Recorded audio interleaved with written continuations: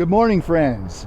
Welcome back to the channel. This is Captain Dave and Miss Brooke with Simple Plan Trucking, and we are here in Reno, Nevada. We're on a cross-country trip coming all the way from Boston area over to Modesto, California. Then we're going to pick up another load, head back across the country to Bessemer City,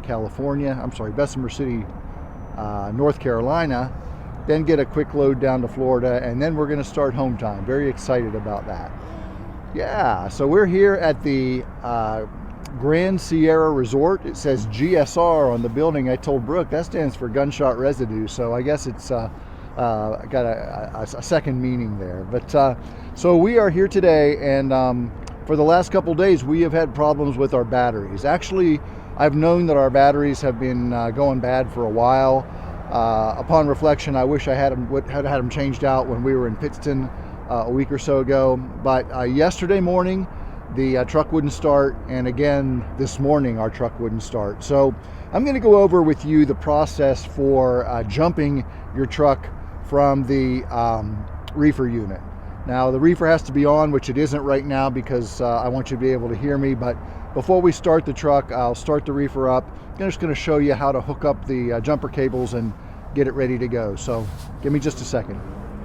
So the first thing you want to do is make sure you always have a good set of jumper cables on your truck and that they're easily accessible. We keep ours in the side door next to the driver, and we've had to use them quite a few times, usually on home time when we keep the reefer running and to keep the truck cool in Florida when we're on home time, and sometimes the truck will go dead. So we have to make sure we have good jumper cables. Now on the reefer unit, the battery is on the passenger side.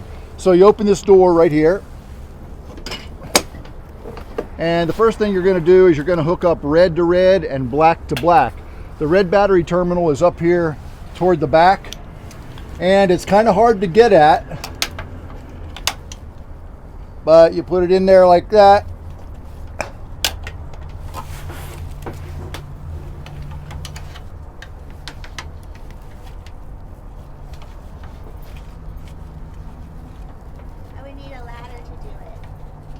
Can't hear you, Brooke. You don't have a microphone on. I need a ladder to do it. Yes, if you're vertically challenged, as my wife is, you would definitely need a ladder. Or a tall husband. Or a tall husband. Okay, red is connected. Always make sure that at the other end your connections are not touching. Otherwise, you'll get an arc, and that won't be good.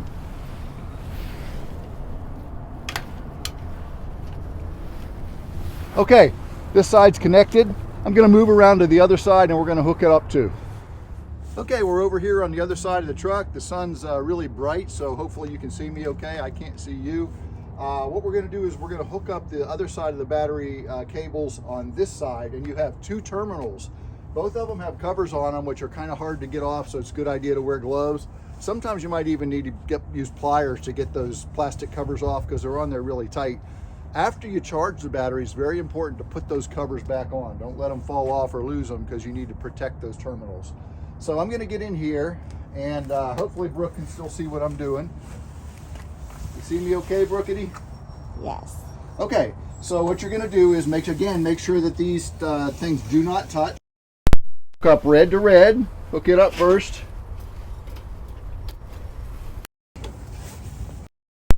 The black to the black terminal. Okay, so it's ready to go. So the next thing we're going to do is we're going to start up the reefer. We're going to get in the truck and we're going to continue the process from there. Okay, so it's very bright out. Hopefully we're getting a good picture here inside the truck. I'm getting a thumbs up from Brooke, so I guess we're okay. So we're inside the truck now. We've got the truck running and we got the reefer running. And if you're under a load, you may have to drop your temperature down low enough so that the reefer kicks on. We're in a frozen load. It was -10, but the reefer wasn't running because it was start-stop and not continuous. So I temporarily dropped the temperature down to -20 so that the reefer would kick on. The reefer has to be running to charge the battery.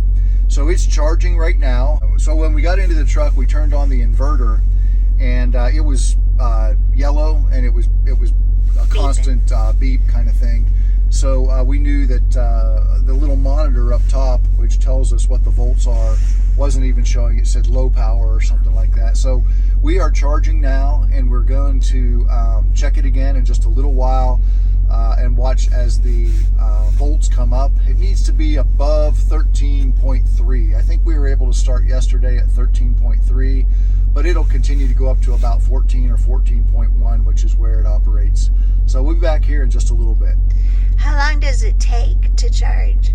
Brooke asks how long it takes to charge. Road Assist will tell you that it could take 30 minutes to an hour. I would say yesterday it took us about 30 minutes from being low, where it wouldn't run at all, where the truck wouldn't start, to get it up high enough to start the truck. Okay, so after 45 minutes, we finally got the amps up to 13.2. That was enough to crank the truck and turn it over. It started now, it's running. We're gonna leave the truck run for about 30 minutes, make sure it's got a good charge on it. But we will be going back into the terminal real soon. We are gonna have to have our batteries replaced. And that's another video that I wanna do on talking about the things that we are responsible for as lease operators, things that wear out that are not covered by warranty. It can add up, and how you plan for that and how you handle it. So that's it for this one. Hopefully now you know how to charge your battery on your truck from your reefer unit. Hope it helps. This is Captain Dave and Miss Brooke with Simple Plan Trucking. Y'all be safe out there, and we'll talk to you again real soon. Bye, y'all.